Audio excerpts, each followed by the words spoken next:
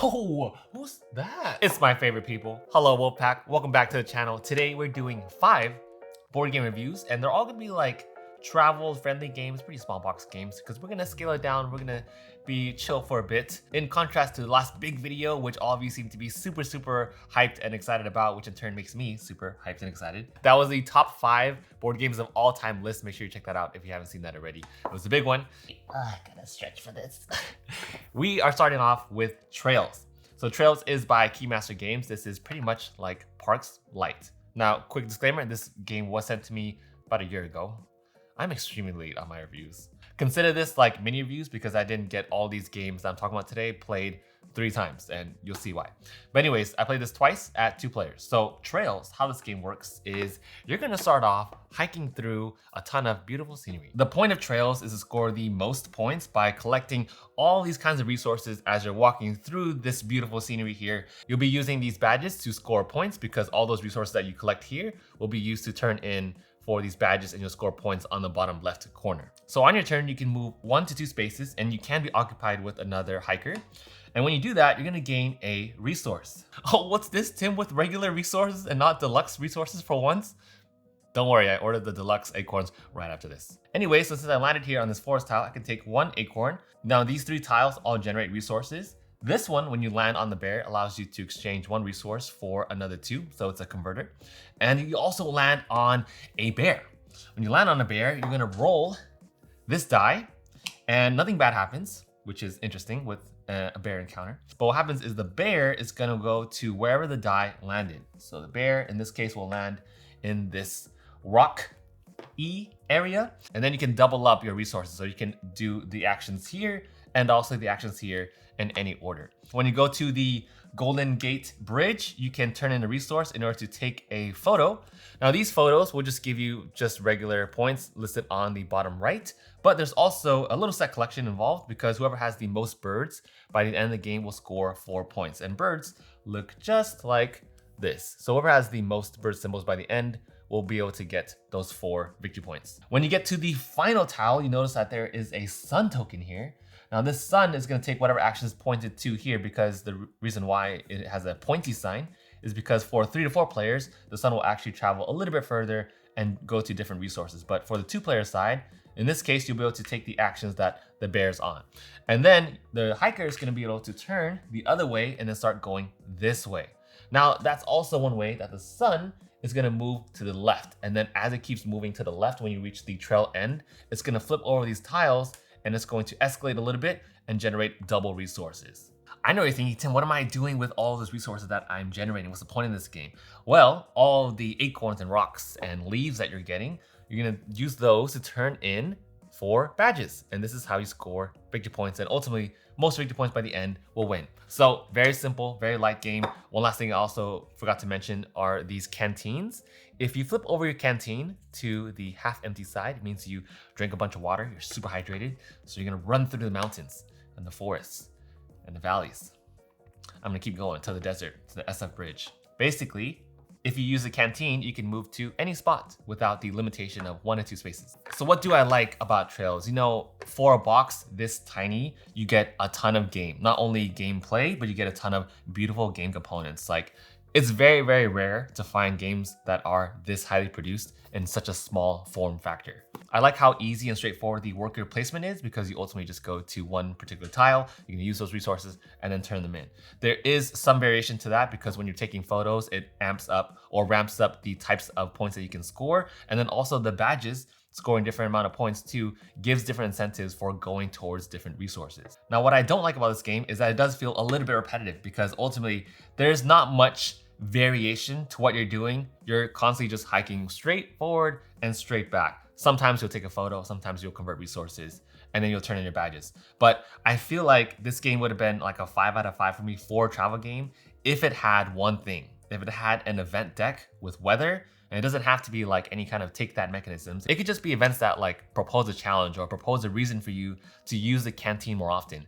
Because for me, I rarely found myself even using the canteen. I feel like you don't turtle necessarily because there is a 8 resource limit. In case you're wondering, like, what if I just go from this tile to this tile to this tile? You do have that option, but there's As you like accumulate more and more resources, you don't really want to because the cap is 8 resources, in case you're wondering about whether or not you can just turtle and go one space at a time. And I feel like one way you can push your hiker forward is if there were events that changed the resources that you're getting. So like the badges at the end, in case I need more leaves, for instance, then maybe it's raining one day and the resources here can like double or triple. So it doesn't have to be anything super complicated, and it can maintain like this straightforward light approach, but weather and events would have been such a perfect fit to create some variation in the gameplay here. With that, I'm giving Trails a solid 4 out of 5. Great worker placement game, super fun and easy to travel with, and it's such a beautiful game to take outside. Like if I were to ever go camping, like this is the game that I would want to bring to match the vibe. Definitely keeper, highly recommend if you like outdoorsy worker placement type games. Okay, now game number 2 and 3 were both sent to me by AEG, so AEG, thank you for sending this over. Point Salad. So I feel like I hear about Point Salad a ton on social media. Like every time people are traveling to conventions or something, or just for some reason, Point Salad just pops up a lot on my feed. And like, I feel like I expected a lot from it just from seeing it so often. And it's such a, like this game is raved about so often. And then there's like a Pokemon version of the game, which I really wanted initially until I started playing Point Salad. And then I realized like, wait a minute, maybe I don't. Here's how Point Salad works. On your turn, you're going to take 2 vegetables or 1 points card. So I could take a lettuce and a carrot, since I'm gonna go for this point condition later on, and then this refills, and this refills. Game's over when the cards run out. I'm not gonna beat around the bush. I don't get the hype behind this game. Okay, let's be real. I'm not expecting like Lisboa type gameplay, but this is definitely like a kid's game for me, which is fine if that's what you're looking for. If you're looking for like a family light card game, like pretty much like Uno, this is going to be a great fit for you. Like Point Salad hits that particular market. I don't hate it, but if all you're doing is taking vegetables and scoring them, I would need a lot more depth to that, even if it's for like a family game. If you're looking for a super light set collection card game, maybe, but I just feel like there are better options because even my niece, who's like 7 years old, and this is recommended for what, ages 14 and up, 7 years old, she's like bored out of it. She knows how to play it pretty well. So Point Salad, for me, I'd give it a 2 out of 5. I'm not gonna belabor this point because I know people are gonna be upset that I don't like Point Salad. Moving on. Now what's funny is that game number 3, which was also sent to me by AEG, full disclaimer. What's also funny is that Point City, I would highly recommend instead. I feel like Point City is the game you should get instead of Point Salad, even if like your target age group is kids too. Like even just like a little bit older, they would totally love Point City so much more because my niece loves Point City. Not a big fan of Point Salad. I'm in the same exact boat too. So in Point City, as you can guess, the theme now is instead of building a salad, you're building up a city. And then again, just like Point Salad, you're trying to meet the conditions listed here. But what's much, much better is that you are now building an engine. One major change that makes the game so much more fun than Point Salad. So on my turn, if there's a row of full resources, which is gonna happen in the beginning, you can actually flip one over to the building side and then make your choice from there. So actually, I wanna go for the mini golf course. So I'm gonna take these 2 resources. So whatever resource that you take, the resource is gonna flip to the other side. So since I took 2 resources, now 2 buildings will flip up. So now I will take industry and economy, next person goes, and then I can buy a mini golf course by turning these in. And here, I've now gained a permanent resource. Some building cards like the ice cream truck will give you 4 victory points flat out, just like that. And other buildings like the school will give you a civic token. What that means is you can choose one of these endgame conditions, and there are a ton to choose from. There's like 20 of these conditions to choose from. So you could pick ones like 7 points raw, just like that, or you can have some sets introduced depending on what your engine is, and there's a bunch of other ones.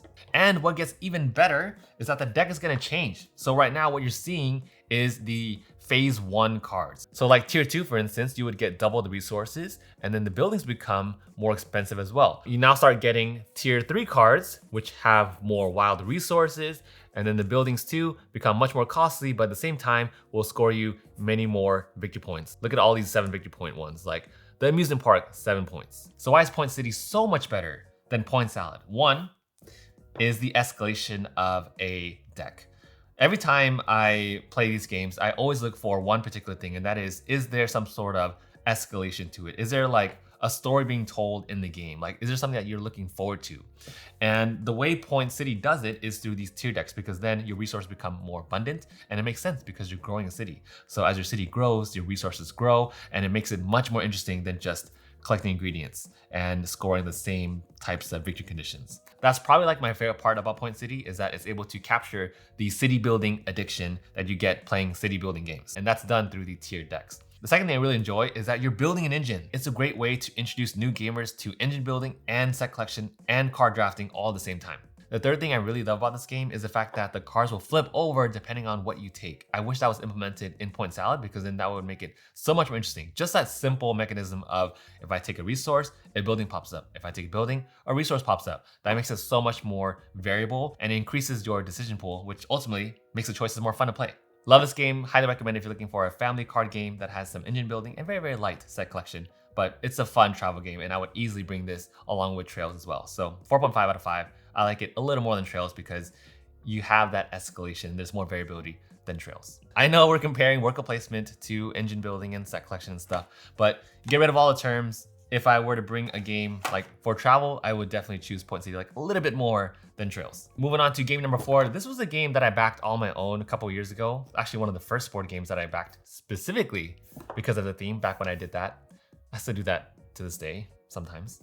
But how this game works is it is a bidding game where you have a player screen and you're blocking your screen from all the other players to the left and right of you. And you have an army of rats that you start with. You start with 7 rats. And with these rats, you're gonna send them out to different locations. So these 3 up top, the dumpster and all that, when you send them out to the dumpster and city and so forth, then they're gonna scavenge for cheese, because you look at the card here and you're gonna fill up this bag with cheese, and you're gonna grab some cheese from the bag. The cheeses all have different effects. You can like poison a rat or lose a rat and so forth. And then you have your center region. This is where you defend your rats from other attacks. There's combat in this game. That took me by surprise. So when you send your rats to the left and right sewer, then you'll be attacking the player to the right and left of you. And the bottom left is the nursery. If you send 1 rat there in the nursery, then it'll duplicate and you'll have 2 rats there on your next turn. Each round, there also will be a different event, and then the end of the game will be triggered once the last event card is drawn here. And then lastly, what you do with cheese is this is your upkeep. So each round, your rats will die of starvation if you don't have enough cheese. So your goal by the end of the game is to have the most rats, and you also will subtract your dead corpses of rats, and the most rats by the end of the game will win. So Ratland for me, not my favorite. I feel like you can fluff up a game so much, but if the core is weak, then it's not gonna make for fun gameplay. And the core here is you have a set of rats and you send them out to different locations. You're just bidding rats. And there's this upkeep phase where you have to maintain your set of rats. Conceptually, this game sounds cool, right? You have an army of rats and they all do different things as you're sending them out. And it's like a little feisty as you're fighting with the opponent to the left of you and to the right of you. But combat is very weak here. All you do is if you have more rats than the other person, then you take their cheese. And the cheese is not whoever has the most cheese by the end of the game, but whoever has the most rats. And you can't have rats until you have an upkeep of cheese. By turn 3, I was a little bored with the game and I just wanted a lot more to it. And I felt like you can add in all these little mechanisms, you can add in all these locations, but at the core where you're just sending out rats to do things on your own player board, the bidding mechanism here just wasn't too compelling. It didn't have anywhere near as much depth or as much strategy as I would have liked in a game like this. Like, I really wanted to love this game. I love the rat minis. I love the little cheeses. The artwork is really funny and it has that comic style to it. But at the heart of it, gameplay is just really lackluster and definitely a pass for me. So Ratland, 2 out of 5. Okay, last one of the day. This is a keeper. Really old game actually, but still super, super unique. This is Boss Monster and was also given to me by Brotherwise Games. So how this game works, it's super cool. How this game works is you are instead playing the boss of a 90s/80s video game. And instead of being the hero, your goal is to kill all heroes that come into your dungeon. So on your turn, some new heroes are gonna pop up into the town. And you wanna grab those heroes into your dungeon. That way they can die by the time they reach your boss. You draw a room card, which could be a monster or a trap, and you play them face down. And the reason why that's important is because everyone's gonna play their rooms face down, because some rooms, when you flip them face up, are gonna have take that effects. So it can like destroy other people's rooms or make them discard a spell card. There are a bunch of different effects that have a ton of player interaction. So if you don't like Take That games, you may not like Boss Monster, because Boss Monster is all about Take That. So you flip up your room, and then if you have a total of 5 rooms, then your boss is going to level up, and this happens once per game. Draculord, for instance, when he levels up, then he gets to take 1 card from an opponent's hand. But then we have other monsters too, like Cerebellus, who can get 3 spell cards and discard 1. Now you'll notice that your dungeon also has a symbol on the bottom right of each card. Depending on how many symbols you have, those are the types of heroes that you're gonna pull towards your dungeon. So for instance, for the mage, if I have more book icons than the other person, then the mage is gonna come to my dungeon. And here's where the fun begins, okay? During the build phase, you can play spell cards like Princess in Pearl. So some spell cards will activate during that specific phase. And this one, it'll allow you to bring a hero directly to your town. Other cards like Assassin will kick in during the adventure phase when these heroes go through your dungeon. So my mage here has a health of 6, goes through the Witch's Kitchen, and in this case, he'll take 1 damage, and for the Witch's Kitchen, it has an effect. It says once per turn, you may discard a monster room card to draw a spell card. And each of these rooms have effects. They could augment other rooms, like you'll see in the next one. So next one here, mage is now down to 5 health. The Dizzy Gas Hallway says if the room to the right of it is a trap room, then give it an extra +2 attack. So we have 5 health from here. The hallway will gas up the mage. So now the mage is down to 4 health. And then he gets to the Dark Altar trap room, which is +2. So that's 2 + 3, 4, 5. He's down to 1 health. Gonna go to 1 more and will die at the Spectre's Sanctum.